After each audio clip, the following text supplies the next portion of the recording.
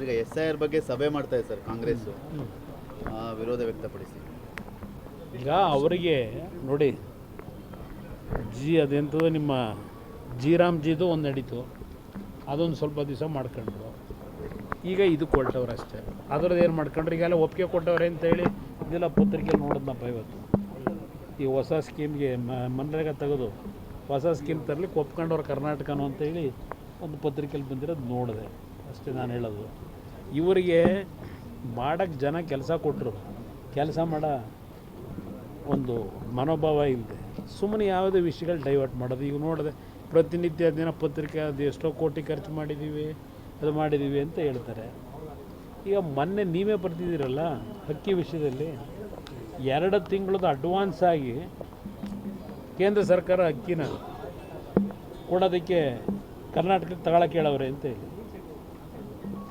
ಈಗ ಅಕ್ಕಿ ಕಾರ್ಯಕ್ರಮ ಬಡವರಿಗೆ ಹಸಿವು ನೀಗಿಸ್ತಾ ಇರೋದು ನಾವು ಅಂತ ಅಡ್ವರ್ಟೈಸ್ಮೆಂಟ್ ಕೊಡ್ತಾರೆ. ಕೇಂದ್ರ ಸರ್ಕಾರ ಕೊಡ್ತಿರೋ ಅಕ್ಕಿ ಇವ್ರು ಹಂಚ್ತಾವ್ರಷ್ಟೇ. ಅಷ್ಟೇ ಅಲ್ವಾ ಇರೋದು ಪರಿಸ್ಥಿತಿ. ರಾಜ್ಯದ ಸಾಕಷ್ಟು ಭಾಗಗಳಲ್ಲೂ ಕೂಡ ಈಗ ಕೇಂದ್ರ ಸರ್ಕಾರದಿಂದ ಬಂದಿದೆ, ರಾಜ್ಯ ಸರ್ಕಾರದ ಬಂದಿಲ್ಲ ಅಂತ ಪ್ರತಿಭಟನೆಗಳಾಗ್ತಿದೆ. ಈಗ ನಡೀತಿರೋದೇ ಅದು. ಈಗ ಮೊನ್ನೆ ತುಮಕೂರದಲ್ಲಿ ಒಂದು ಸಭೆ ಮಾಡಿದ್ರಲ್ವೇ, ನಮ್ಮ ಹೆಸರುಗಳನ್ನ ಯಾಕೆ ಹಾಕೊಂಡಿದ್ರು ಇನ್ವಿಟೇಷನಲ್ಲಿ?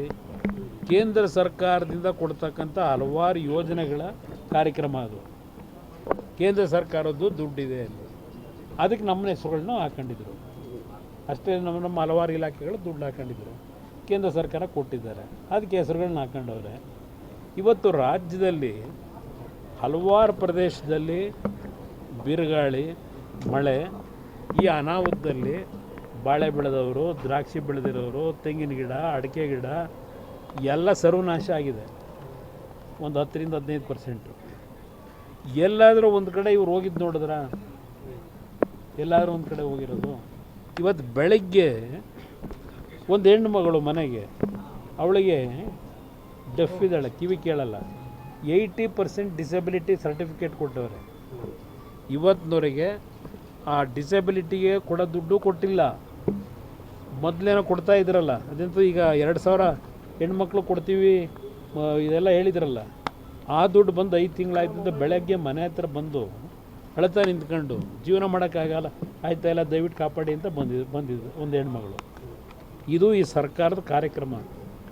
ಬರೀ ಇದರಲ್ಲಿ ಜಾಹೀರಾತುಗಳ ಮುಖಾಂತರ ಬಣ್ಣದ ಕಾರ್ಯಕ್ರಮ ಹಾಕೊಂಡು ಓಡಾಡ್ಕೊಂಡು ತಿರುಗ್ತಾವ್ರೆ.